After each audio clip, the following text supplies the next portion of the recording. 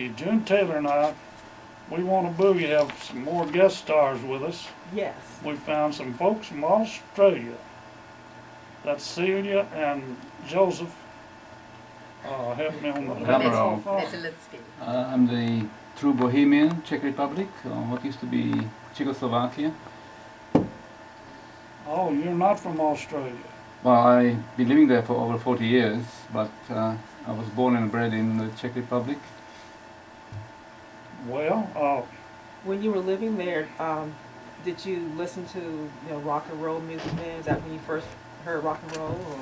Oh yeah, no, there wasn't much of it on the Czech radio, but we were listening to Radio Caroline from Britain or Radio Luxembourg and those other stations. So it was all out there.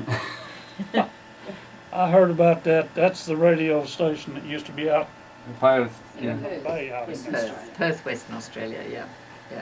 Well, how close is that to where me and the Pacers came? We came to, Queensland, yeah, to Coolangatta. yeah. That's the opposite side of the continent, about as far from Perth as you can get. Like LA and It's like New York. LA and New York, yeah. Same distance. Yeah, yeah. Okay, well, anyway, we've got Rick Copeland. Rick, tell us a little bit about how you got started drumming. Your son became a drummer and a guitar player. I guess I played on the pots and pans so long, my dad decided to buy me a drum. So I went along with him, and I would learn a little more as I go.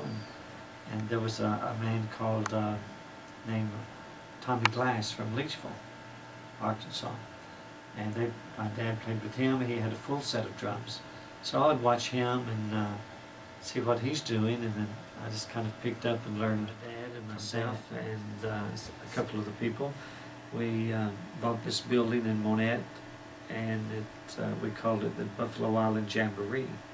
So we had the same kind of music again. We had fiddle, guitar, banjo, played music from way back, and my wife would sing. Her name's Sandy Copeland. She'd be one of the singers. So it was kind of like a family organization. Yep, well, that's what kept our music alive, was the folks in Europe, Australia, Japan, more so than here in the States. That did have we experienced a comeback, in the 90s, I guess it was. But, well, when we formed the Sun Rhythm Section in '86, that's when we kind of brought about the revival of our music. And that was Paul Burleson, Rock and Roll Trio. Stan Kestner worked for Sam Phillips and wrote 5 or 6 songs for Elvis, and produced Jerry Lee a lot. Had Marcus Van Story played upright bass for us. He was with Warren Smith, and then also traveled around with Lash LaRue. If y'all are cowboy fans, you remember he was one of those guys with the black suit.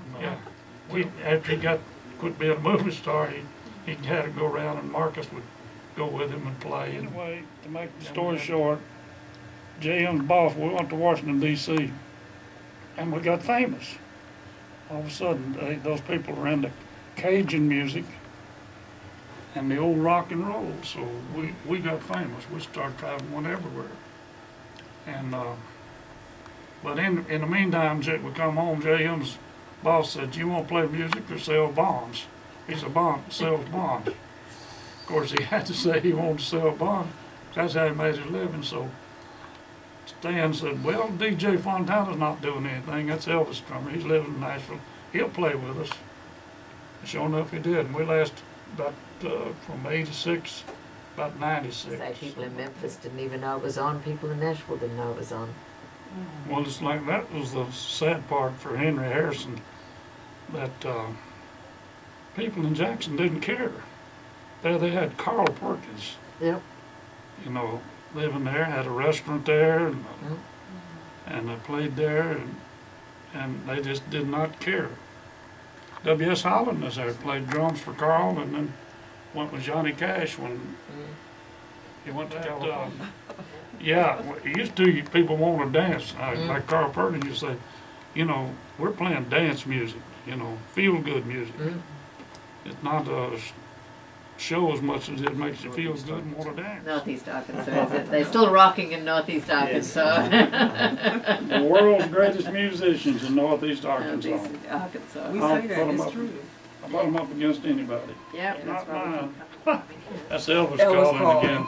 Called all the time. I thought Elvis left the building. Yeah, he calls and says, play my songs. That's what I wondered, why you keep coming back. It's for the dancing and the music. Yeah, yeah. And look, you know, the people we've met over here have been so friendly and so genuinely friendly. Like it's not We a all fake started. friendliness. Most of us guys with Sun Records around playing with somebody's house on a Saturday night Yep. for a country dance.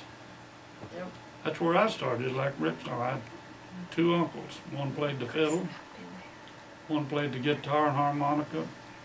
And I played the here, made me an honorary doctor, so Yeah. I can actually operate on Say people. it's in Australia, you know, we don't get to see these guys in Australia, and we feel if we don't come now, so for us it's important to come now while we can still.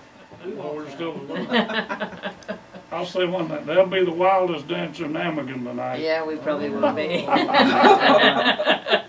We've been warned. Well, you've been listening to We Want a Boogie Stars, like I say. So we talked to some all the way from Australia and a couple from Monette, Arkansas. Yes. Just down the road. Just down the road. Joseph, sorry you didn't get to talk more, but I figured these women like to talk. So I'm used to it.